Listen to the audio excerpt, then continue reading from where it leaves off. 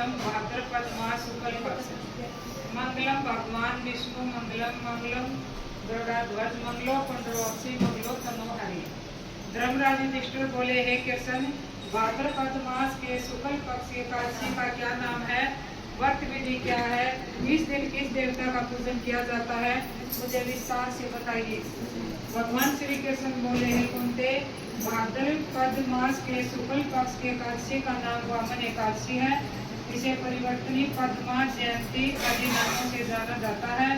इस दिन भगवान वामन का पूजन किया जाता है। इस पाप नाशक एकादशी का व्रत करने से वाद के यज्ञ का फल प्राप्त होता है। इस एकादशी का व्रत करने वाले को संसार में कुछ भी करना शेष नहीं रह जाता। भगवान वामन का पूजन करने से ब्रह्मा विष्णु महेश का पूजन हो जाता है। इस दिन भगवान विष्णु करवट बदलते हैं, इसलिए इसे परिवर्तन एकादशी कहते हैं। श्री कृष्ण ने जब ऐसा कहा तो युधिष्ठिर बोले कि हे कृष्ण, भगवान विष्णु किस तरह सहन करते हैं और कैसे करवट बदलते हैं? उन्होंने बलि को क्यों बांधा और क्यों वामन रूप धारण किया? मेरे इन संशयों का निवारण कीजिए। इस पर भगवान श्री कृष्ण बोले, हे राजन, त्रेता युग में बलि नामक एक दैत्य राजा था। वह बड़ा धार्मिक, दानी, सत्यवादी था और ब्राह्मणों की सेवा करता था। उसकी भक्ति का ऐसा प्रभाव था कि वह इंद्र के स्थान पर शासन करने लगा। यह बात इंद्र आदि देवताओं को सहन नहीं हुई। वे भगवान विष्णु के पास गए और अपना कष्ट निवेदन किया। उनके कष्ट को जानकर भगवान विष्णु ने स्वयं ही वामन रूप धारण किया और राजा बलि को जीत लिया। भगवान विष्णु वामन का रूप धारण कर राजा बलि के पास पहुँचे और 3 कप भूमि देने की याचना की। कहा कि ऐसा दान करने से तुम्हें 3 लोक दान करने का फल मिलेगा। राजा बलि ने यह याचना छोटी समझकर स्वीकार कर ली।